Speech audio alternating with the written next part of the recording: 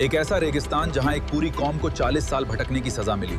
एक ऐसी जगह जहां हुक्म इलाही से आसमान से जन्नत का खाना उतरा। क्या था कुरान और हदीस का वो सच जिसे दुनिया छुपाती है? आइए जानते हैं। बनी इसराइल ने जब अल्लाह के हुक्म को ठुकराकर लड़ने से इनकार किया तो उन पर मैदान तीह में भटकने की सजा आई। वो दिन भर रास्ता ढूंढते और थक जाते, लेकिन रात होते ही दोबारा वहीं पहुंच जाते जहां से सुबह चले थे। मगर रब की रहमत देखिए, इस सजा में भी अल्लाह ने उनके सरों पर ठंडक के लिए बादलों का साइबान तान दिया और भूख मिटाने के लिए बिना किसी मेहनत के आसमान से उनके लिए मीठा और सफेद मन उतारा गया। साथ ही सलवा यानी भुने हुए परिंदों का लजीज गोश्त भी आया। कुरान कहता है, खाओ हमारी दी हुई पाकीज़ा रोजी। जब पानी खत्म हुआ तो अल्लाह के हुक्म से हजरत मूसा ने एक चट्टान पर अपना असा यानी लाठी मारी।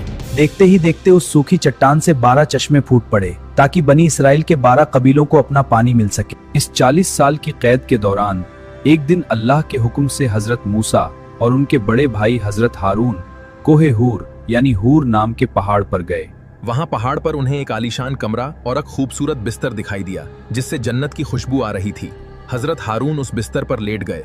जैसे ही वो उस बिस्तर पर लेटे, मलकूल मौत ने बेहद सुकून के साथ उनकी रूह कब्ज कर ली। हजरत हारून इस दुनिया से रुखसत हो गए। जब हजरत मूसा पहाड़ से अकेले नीचे आए तो बनी इसराइल के लोग भड़क गए। वो हजरत हारून से बहुत मोहब्बत करते थे क्योंकि वो बेहद नर्म मिजाज थे।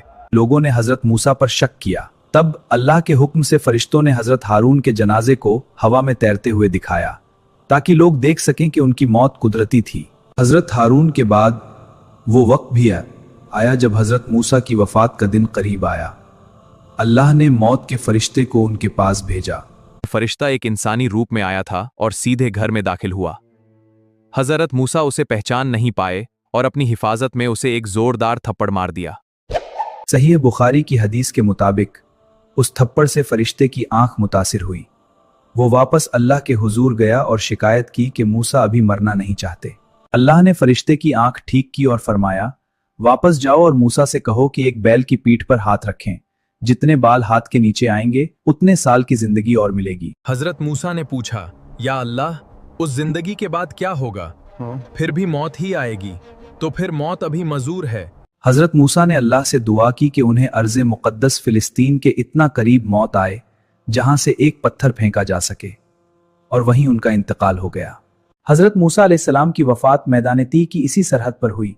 हुजूर सल्लल्लाहु अलैहि वसल्लम ने फरमाया था, अगर मैं आज वहां होता तो तुम्हें लाल टीले के नीचे मूसा की कब्र दिखा देता। इस तरह 40 साल में वो नाफरमान नस्ल खत्म हुई और हजरत यूशा की क़यादत में नई नस्ल ने फिलिस्तीन फतह किया। अगर आप चाहते हैं कि ऐसी सच्ची और दिल को छू लेने वाली इस्लामिक और कुरान की हिकमतें आप तक लगातार पहुंचती रहें, तो अभी चैनल को सब्सक्राइब